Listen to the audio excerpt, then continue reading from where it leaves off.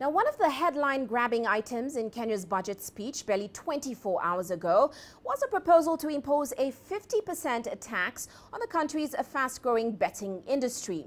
At this point, it's not clear exactly who will pay that tax and where it will be applied. In a presentation to legislators in February, the head of Kenya's revenue agency pointed out that nearly a third of the 25 licensed betting firms in the country had paid about $45 million in taxes on winnings in the last 2 fiscal years. Now, he also forecast that other taxes from the sector would double to over $33 million by the end of June. A Geopoll rapid survey indicates that gambling is becoming popular among male African millennials in sub-Saharan Africa due to the high affinity towards sports and the proliferation of local sports betting players. Well, let's find out what the industry feels about this tax. Peter Karimi, who's the CEO of sports gaming platform Mcheza, now joins us in the studio. Now, of course, the tripling of this gambling tax charges understandably angered players in the sector, such as you. What is your take on the finance minister's move? So the move came as a shock, like for everybody else. And our simple response is they want us to close down. The CS in his speech was clear that why he's proposing for a 50% increase in tax was because he felt that there was weak regulation, and therefore his response to that was going to increase taxes. Would have thought that the end of that sentence would have been to try and improve regulation and therefore strengthen the institutions that look after the gambling, gaming, casino and betting industries. Strengthen and fund the Betting Control Licensing Board better, give them bigger mandate, a bigger role, a wider role to try and improve the governance within the industry. Those are the moves we're expecting. A 50% tax is simply telling you to walk away from the industry. Yes. Now, what we've heard from gaming operators like you is that the government is deeply uninformed or misinformed on industry practices and certainly the revenues they receive as well. You've just mentioned the fact that you would like to see the government improve regulation. Point to me what regulation exactly you're talking about and how is the government misinformed? And the best thing about that situation is this has already happened. The 50% that has been proposed we are completely blindsided by it, because just 3 months into the implementation of the new Finance Act of 2016, we have this coming along, and the previous regime was very clear. The first thing that some of these leaders are misinformed about is the constitution of the industry.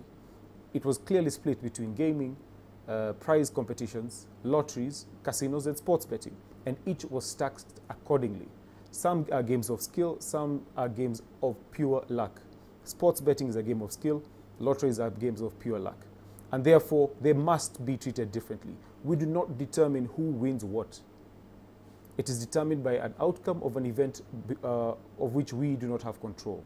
And therefore, taking all of us, bunching us into one room and calling us betting, and then deciding to take half of everything you earn is completely unfair.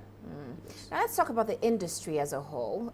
You've separated into 2 different sections, but as a whole, stats say, that's according to PricewaterhouseCoopers, that in 2015, the annual gross turnover of the local sports betting industry was about $20 million. How do you think this new tax will affect the industry and certainly the growth that it was seeing? The growth is purely driven by technology. It's driven by access. Access, 1, to platforms, and 2, to payment. Once you win your money, you do not need to wait to go to your bank account or to go to a teller or a cashier to withdraw.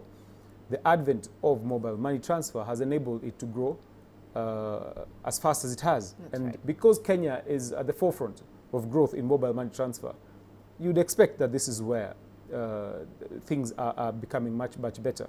And therefore, yes, the industry has grown, but if this is to sail through, this is the end. And I can say this with authority. It's the end of the industry. Yes. Now let's talk about some of the arguments against the sector. Yeah. We just talked about a Geopoll survey there.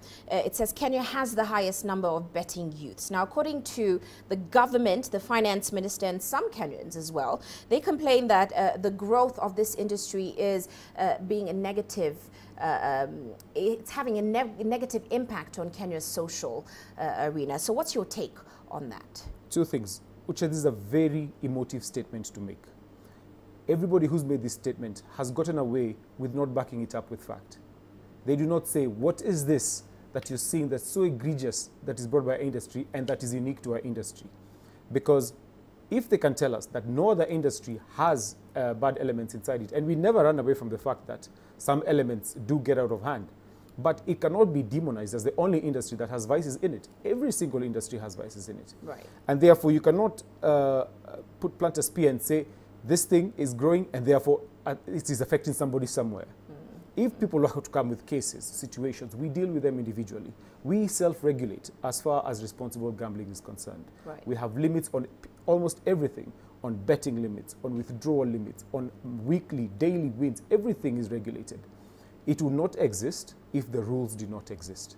We are self-regulating, and therefore the notion that the only impact is in society is negative is wrong. We have created 100 millionaires as an industry. Nobody speaks about this. They're all managed millionaires in that we know everything about these guys. Every millionaire who sits with sports betting millions in his pockets is well managed. And therefore, what you say there's negative social impact, it's an extremely irresponsible statement to make because it is incomplete. Right. Well, thank you so much for joining us in the studio and for giving us your take of that argument.